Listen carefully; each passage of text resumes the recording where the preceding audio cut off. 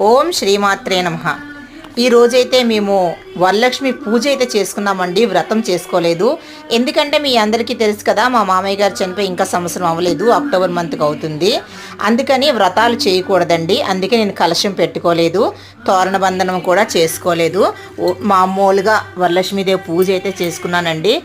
ఆభరణాలు అయితే కొన్నాను కానీ ఏమీ కూడా పెట్టలేదండి. ఎందుకంటే వ్రతం చేసుకుంటే మనం పెడితే ఆ యొక్క ఇది ఉంటుందని, అందుకనిసే నేను ఏంటంటే నార్మల్గా పూజ చేసుకున్నాను.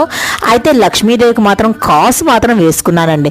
ఎందుకంటే ప్రతి సంవత్సరం ఒక కాసు వేసుకోవడం మనకు అలవాటు కదా, ఆ ఆనవాయితీని మనం తప్పించకూడదు కాబట్టి కాసు మాత్రం వేసుకున్నాను. అలాగే ఈ సంవత్సరం వచ్చిన మనకి వరలక్ష్మి వ్రతంకి మనకి ఏంటంటే ముఖ్యంగా మనం దేవుడి దగ్గర పసుపు కుంకుమ, అలాగే ఉప్పు, కల్లుప్పు, అలాగే గోమతి చక్రాలు, తామర గింజలు, పసుపు కొమ్ములు, అలాగే ఒక కుండతో బియ్యం